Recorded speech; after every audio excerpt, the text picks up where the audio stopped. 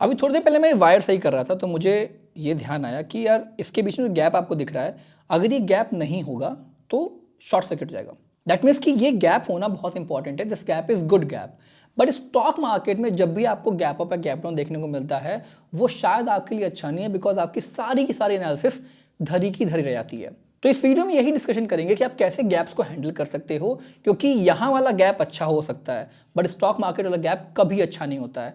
तो let me close this and then will start the video. Shit, gap समझाते समझाते दोनों तार चिपक गए। मैं एमसीबी उठा के आता हूँ, फिर वीडियो स्टार्ट करते हैं। Hi everyone, my name is Siddhant, welcome again to my YouTube channel Siddhant के सिद्धांत। आज का टॉपिक बहुत इंटरेस्टिंग है और बहुत लोगों के लिए प्रॉब्लमेटिक भी है।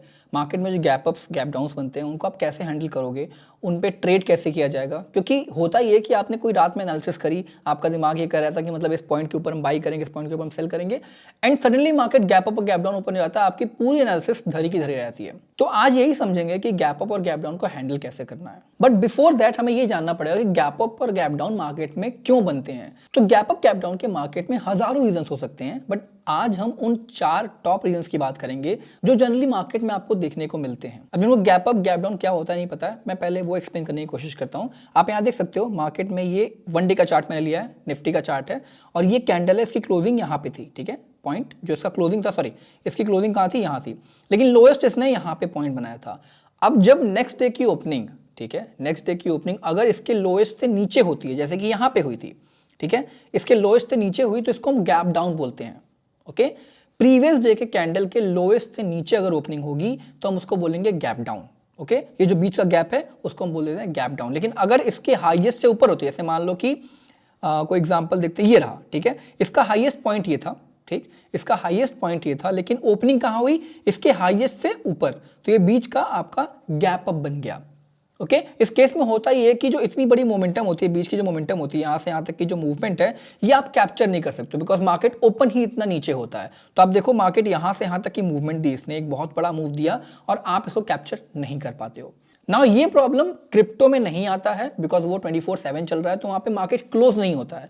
यहां पे मार्केट क्लोज होने के बाद ओपनिंग जब होती है तब गैप अप गैप डाउन बनता है, बट क्रिप्टो में मार्केट क्लोज नहीं होता, तो वो आपके लिए एक बेटर ऑप्शन है। अगर आपको गैप अप गैप डाउन से प्रॉब्लम होती है अक्सर, तो आप क्रिप्टो में भी ट्रेड कर सकते हो। सारी डिटेल वीडियो आपको नीचे डिस्क्रिप्शन में मिल जाएंगी। नाउ रीजंस पे आते हैं। सबसे पहला और इंपॉर्टेंट रीजन है न्यूज अनाउंसमेंट। अब ऐसे बहुत से न्यूज होते हैं, जैसे आपका अर्निंग रिपोर्ट हो गया, इकोनॉमिक डेटा हो गया, जियोपॉलिटिकल इवेंट हो गया, ऐसे बहुत से न्यूज होते हैं जो स्टॉक्स को या फिर पूरी इंडस्ट्री को इफेक्ट डालते हैं। फॉर एग्जाम्पल मान लेते हैं टीसीएस एक कंपनी है, ठीक है, आपको पता ही है टीसीएस के बारे में। टीसीएस का क्वार्टरली रिपोर्ट आने वाला है, राइट, और लोग एक्सपेक्ट कर रहे हैं कि टीसीएस का 10% के आसपास प्रॉफिट होगा। पूरा मार्केट एक्सपेक्ट कर रहा है कि टीसीएस का 10% के आसपास का प्रॉफिट होगा। बट जब टीसीएस ने रिपोर्ट अनाउंस करी तो वहां पे 15% का प्रॉफिट था, which is higher than the expectation of market. अब यहां पे अगर मार्केट के एक्सपेक्टेशन से ज्यादा प्रॉफिट आता है तो वहां पे एक बुलिश सेंटिमेंट बन जाता है बिकॉज ऑफ न्यूज, और वो न्यूज किसके रिगार्डिंग थी, टीसीएस के रिगार्डिंग। अब मान लेते हैं ऐसा भी होता है कभी कभी गवर्नमेंट किसी एक सेक्टर के लिए, किसी एक इंडस्ट्री के लिए टैक्स कम कर देती है, तो वहां पे एक गुड न्यूज होती है, ठीक, तो वहां पे मार्केट उस पर्टिकुलर इंडस्ट्री में एक बड़ा बूम देखने को मिलता है, आपको एक बुलिश मूवमेंट देखने को मिलती है। ऐसे ही आपका बेरिश मूवमेंट भी होता है कि कोई अगर बैड न्यूज आ गई तो इंडस्ट्री में एक आपको बेरिश मोमेंटम देखने को मिलता है। अब अगर मान लेते हैं ड्यूरिंग मार्केट आवर्स ये न्यूज आती है, ओके, तो आप ये सोचो अगर मान लेते हैं ये ड्यूरिंग मार्केट आवर्स न्यूज आती है तो मार्केट में आपको एक मोमेंटम देखने को मिलेगा, ऊपर नीचे जो भी आपका मूवमेंट होगा आपको देखने को मिलेगा। लेकिन व्हाट इफ मार्केट आवर्स के बाद आती है, तो उस टाइम पे तो मार्केट रन नहीं कर रहा है, तो मार्केट अगले दिन रिएक्ट करता है और रिएक्शन उसका गैप अप या गैप डाउन के फॉर्म में आता है। दूसरा रीजन है प्री मार्केट ट्रेडिंग या फिर आफ्टर मार्केट आवर्स ट्रेडिंग, ठीक है। आफ्टर मार्केट ऑर्डर का नाम आपने सुना होगा, या फिर आपने ये भी देखा होगा कि मार्केट 9 बजे ओपन हो जाता है, मार्केट मूव करता है, लेकिन आपकी एंट्री जो भी बना सकते हो आप वो 9:15 के बाद बनती है। तो होता कुछ यूं है कि मार्केट के बाद, मार्केट बंद होने के बाद भी लोग आफ्टर मार्केट ऑर्डर लगा सकते हैं, बड़े प्लेयर्स लगाते हैं। उनको अगर लगता है कि मार्केट में कोई सेंटिमेंट है, या फिर फॉर एग्जांपल अभी मार्केट बंद हो गया और कोई न्यूज़ आई जिनको लगता है कि वो गुड न्यूज़ है या फिर बैड न्यूज़ है, तो उस बेसिस पे लोग पोजीशन बनाते हैं।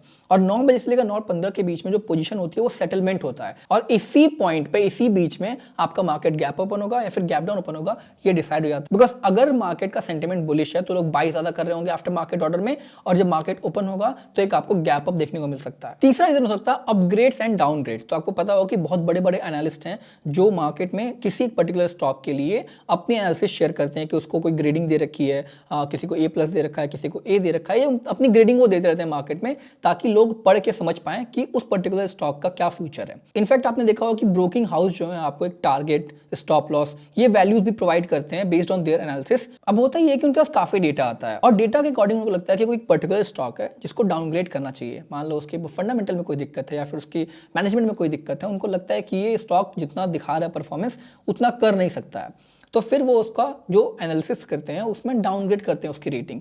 और रेटिंग जैसे ही डाउनग्रेड होती है न्यूज़पेपर में आ जाता है, हर जगह न्यूज़ में आ जाता है एंड लोगों का सेंटिमेंट जो होता है एक बुलिश हो जाता है, सॉरी बेरिश हो जाता है। ठीक है, अब उस सेंटिमेंट में मार्केट में गैप डाउन ओपनिंग होने के चांसेस हैं बिकॉज जो ये डेटा रिलीज होता है मोस्ट प्रॉब्ली मार्केट आवर्स के बाद हो रहा होगा।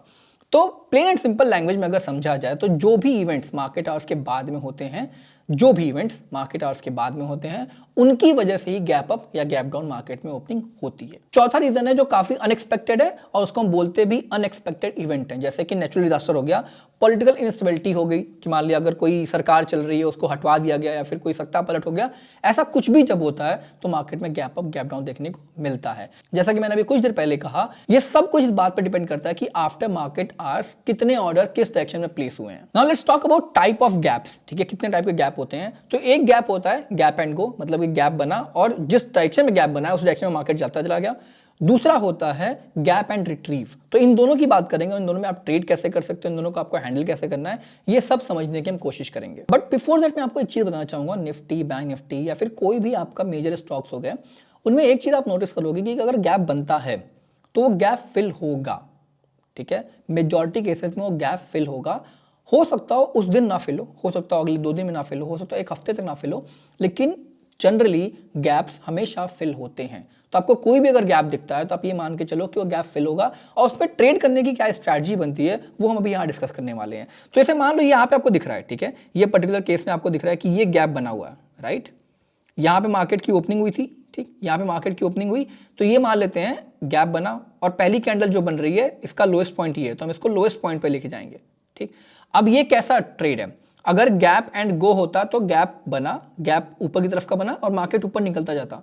ठीक है, तो ये गैप एंड गो नहीं था, ये गैप एंड रिट्रीव था। ओके, मार्केट में गैप बना, फिर उसके बाद देखा जाए तो ये जो कैंडल होती है पहली गैप एंड रिट्रीव में, अगर हम गैप एंड रिट्रीव के केस की बात करें तो जो पहली कैंडल बनती है बहुत इंपॉर्टेंट होती है। जब पहली कैंडल बन जाए तो उसके बाद आपको क्या वेट करना है कि उसका ब्रेकआउट कब होता है, जैसे कि यहां पे हो रहा है। ठीक है, यहां पे जब इसका ब्रेकआउट हुआ, ये आपका क्लू है to enter in the trade, ये आपका क्लू है to enter in the trade. अब इसमें कई बार ऐसा होता है कि फर्स्ट कैंडल को ब्रेक करने के बाद मार्केट तुरंत गैप फिल कर देता है उसी कैंडल में या फिर उसी दिन में, और कभी कभी ऐसा भी होता है कि वो उस दिन फिल नहीं करता है, जैसे कि इस पर्टिकुलर केस में हुआ है। अगर आप यहां देखोगे तो गैप फिल हुआ है, ठीक है, गैप फिल हुआ है, लेकिन आपका 3-4 दिन बाद। ओके, तो आप क्या मान के चलोगे, अगर आप डे ट्रेडर हो तो आपको सिंपल मान के चलना है कि जब भी पहली कैंडल का ब्रेकआउट हो गया तो आप यहां पे एंट्री बनाओगे और आपका टारगेट होगा गैप का टॉप, गैप का टॉप। कौन सा टारगेट होगा, ये वाला। ठीक है, और स्टॉप लॉस अगर डिपेंड करता है कि अगर पहली कैंडल बहुत ज्यादा बड़ी है तो आप स्टॉप लॉस अपने हिसाब से मैनेज करना, लेकिन अगर पहली कैंडल ठीक ठाक छोटी है तो आप स्टॉप लॉस पहली कैंडल के ऊपर रख सकते हो, क्योंकि उसके ऊपर अगर निकल गया तो मार्केट गैप एंड गो वाली कैटेगरी में फॉल करता है। गैप एंड रिट्रीव वाले में क्या होगा कि मार्केट वापस गैप को फिल करने की कोशिश करेगा जिस भी डायरेक्शन में बना हो। अब जैसे यहां पे देखो मार्केट ने गैप ऑफ ओपनिंग दी, ठीक, पहली कैंडल में आपका गैप ब्रेक हो गया, ठीक, गैप यहाँ पे जो आपका लोएस्ट पॉइंट है उसको ब्रेक किया एंड देन मार्केट नीचे चलता आया, इसका गैप फिल किया और मार्केट नीचे चलता आया। अगर बाकी के गैप्स भी देखोगे, देखो यहाँ गैप बना है तो मार्केट ने यहाँ पे ओपनिंग दी, गैप ओपनिंग, इस गैप को भी फिल किया गया है, इस गैप को भी फिल किया गया है। तो यहाँ पे अगर आप 5 मिनट के चार्ट पे करते हो शायद आपको ये ट्रेड करने को मिल जाता, 15 मिनट पे करोगे तो ये ट्रेड करने को आपको नहीं मिलेगा।